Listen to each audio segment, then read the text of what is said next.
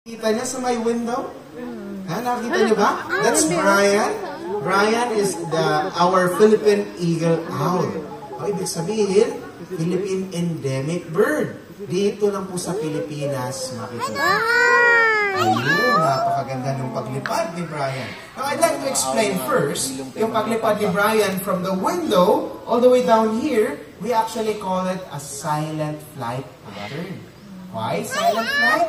It's because of their fine set of feathers. It has the ability to absorb sound.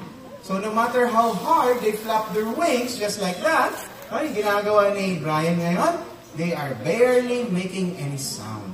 Halos walang ingay po silang nagagawa. Oh, it's because of their feathers. Okay? So that makes them very effective hunters, especially during nighttime. Kasi nga, nocturnal raptors sila. So, hindi nalalaman ng mga prey nila na kung nasa likuran na pala yung mga owls. Okay? Very good. At this point, we're going to bring out more of our owls so that we can compare them. Alright? Later on. Now, after po kay Brian, I'm going to call Noah. Come on out, Noah! Noah should be calling out. Noah? Ayan. Si Noah naman po ay isang common grass owl. Alright? Now, for our third owl, I'm going to call Ina. Come on out, Ina! And hawak ng ating animal technician naman po ay si Ina, an Everett's Caps owl. Alright? So we have 3 owls already. We have Ina, we have Brian, and of course, dun sa may likuran ay si Noah. Now, what we're going to do is we're going to compare the 3 owls. Pagkumparahin po natin. Now, my first question would be, sino sa kanila yung pinakamaliit? Which one of them is the smallest? Can you point at the bird?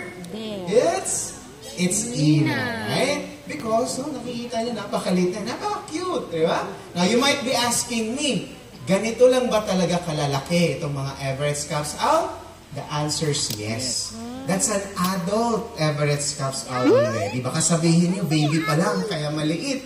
No, ganyan po talaga sila, mga maliliit na mga owls. Alright? Now, for my next question, sino naman sa kanila yung may pinakamalaking mata? Which one of them has the biggest eyes? Can you point at the bird? Can you point at the bird?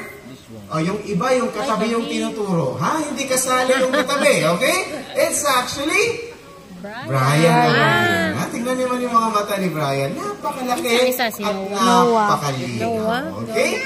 Now, since our topic is about bird diet, I'm going to share to you kung ano yung favorite po nilang kinakain. You'd be surprised